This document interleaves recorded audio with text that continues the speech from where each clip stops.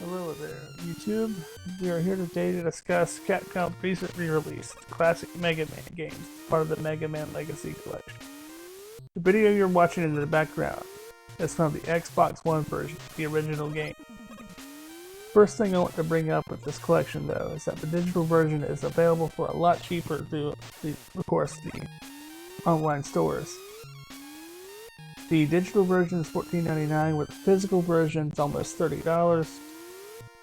But the physical version comes with 4 stickers, a reference chart that goes over by each of the Robot Masters of all 6 Mega Man games included on the disc R, which I'll explain a little bit more about in a bit, and a download code for MP3 files for each game.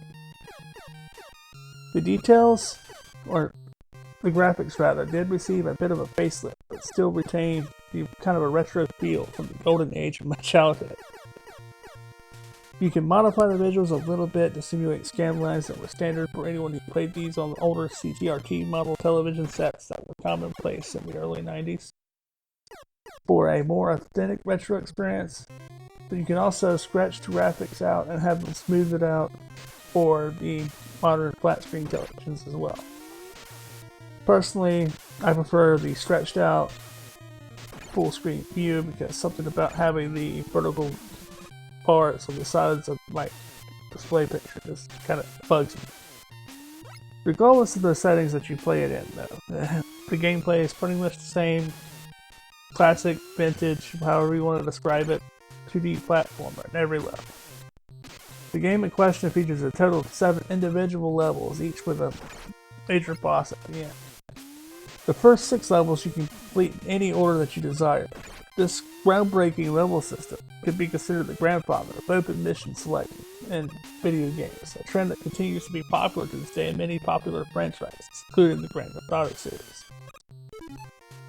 The first 6 levels at the end, like I mentioned before, there's the Robot Masters you must overcome. Defeating each one grants you the ability to use their primary weapon. Against certain bosses, each individual weapon has stronger than your Mega Blaster against one. It can make a difference in how fast the battles go, because it could be a significant damage boost.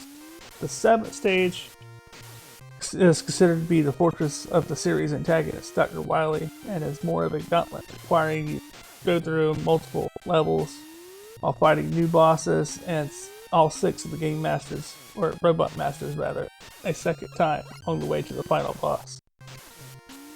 In each stage, Mega Man has a health bar that's indicated by the meter in the top left corner of your screen. When this gauge empties out, Mega Man explodes into a supernova of blue sparks and you lose a life.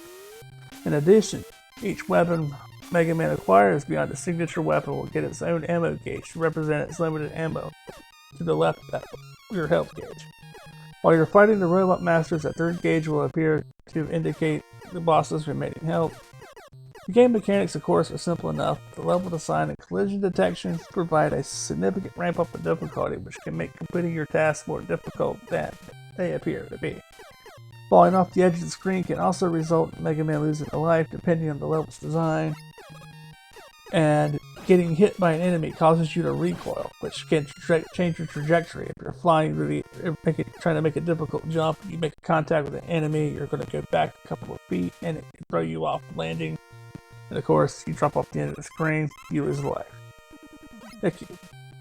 So in some ways, the level design and gameplay mechanics do get a little frustrating, particularly in certain stages where you have appearing and disappearing blocks that you have to traverse in a pattern in order to make it up to the next platform. And the other thing that I find annoying is that Mega Man, if the enemy is no taller than his kneecaps, he cannot crouch down to shoot it.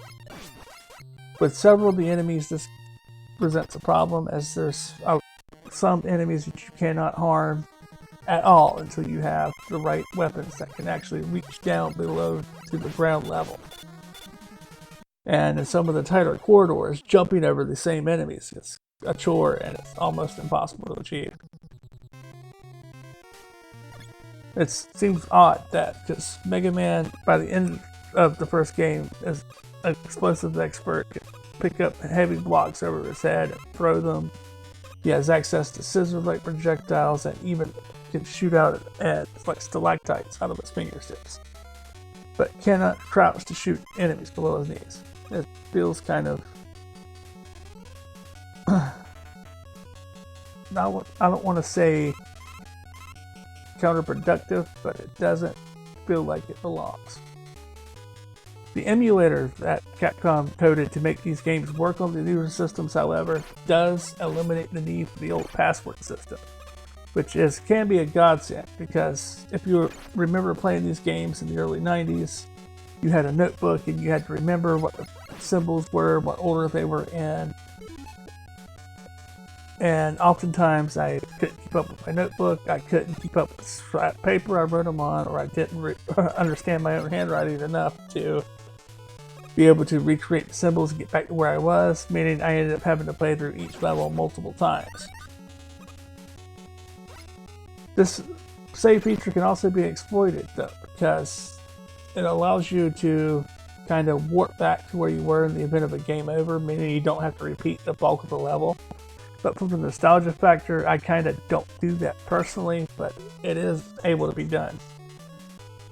The game does offer you unlimited continues, but the drawback to losing all your lives is that if you lost your last life in the boss battle, you have to start over at the start of the level again. But in spite of its age and in spite of the drawbacks for the nostalgia factor, you cannot beat this box set. You cannot beat Mega Man 1, and it does feel a little strange to be playing a game from the early 90s on a console that was released in 2014. But in summary, definitely pick this up. It's definitely worth the nostalgia trip or the introduction to the classic Mega Man games if you've never had the chance to play them before. Like I myself, I have only played the first two. I never played 3, 4, 5, or 6. And I'm looking forward to doing that for you and giving you my opinion here in the coming weeks. In the meantime, like, comment, and subscribe on this video and my channel. And until next time, I'm signing out. Thank you for watching.